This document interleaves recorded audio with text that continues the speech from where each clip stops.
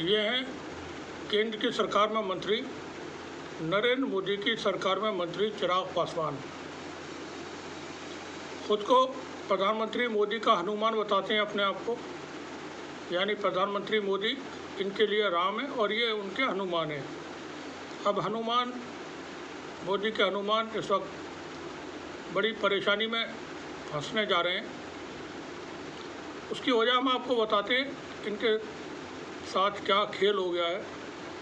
बड़ा खेल हुआ है और इनके राम यानी नरेंद्र मोदी ने और उनकी पार्टी ने ये खेल किया है। एक्स यूज़र है केपी मलिक, वो जानकारी देते हुए लिखते हैं 3 जगह 3 शिकायतें एक साथ। मोदी सरकार के कैबिनेट मंत्री चिराग पासवान पर बिहार भाजपा नेता ने ही हाई कोर्ट, सुप्रीम कोर्ट और चुनाव आयोग में 3 शिकायतें एक साथ दर्ज कराई हैं, जिसमें कहा गया है कि चिराग पासवान रेप केस में आरोपी होने, पैतृक गांव की करीब 80 एकड़ ज़मीन का ब्यौरा चुनावी एफिडेविट में छिपाने और झांसी की बुंदेलखंड यूनिवर्सिटी से ली गई बीटेक की डिग्री फर्जी होने जैसे गंभीर आरोप हैं। किसके इशारे पर, वो क्वेश्चन मार्क लगा करके छोड़ते हैं। शिकायतकर्ता राजेश जोश में है। चाणक्य की तोड़ो या फोड़ो नीति, थोड़ा दिमाग लगाइए। चिराग परेशान, हनुमान हैरान। यह केपी मलिक साहब लिखते हैं। कांग्रेस पार्टी के अपने ऑफिशियल हैंडल से भी इस पर कुछ कहा गया है, वो हम आपको बताते हैं। बीजेपी का खेल समझो, ये है बीजेपी की गंदी राजनीति।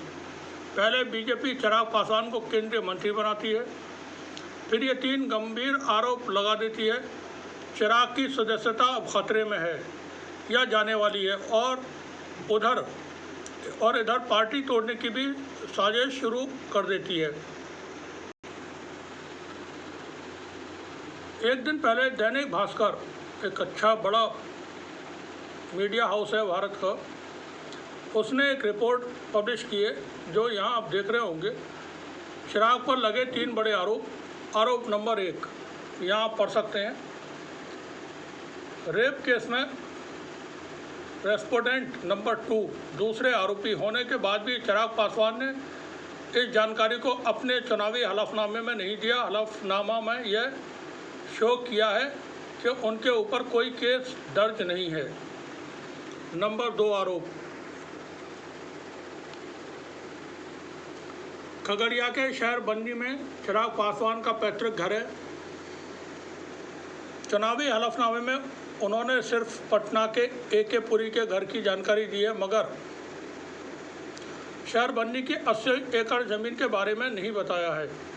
आरोप नंबर 3, झांसी की जिस बुंदेलखंड यूनिवर्सिटी से जुड़े computer engineering institute of engineering and technology college से चिराग पासवान 2000 में बीटेक की पढ़ाई करने की बात कर रहे हैं, वो भी गलत है।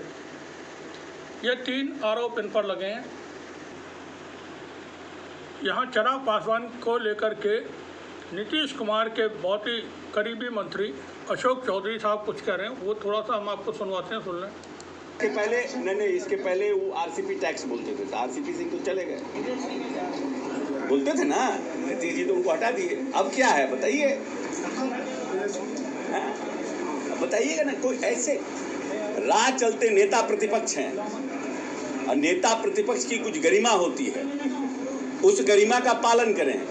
राह चलते जो कार्यकर्ता काम करते हैं उस तरह का आरोप मत लगाएं।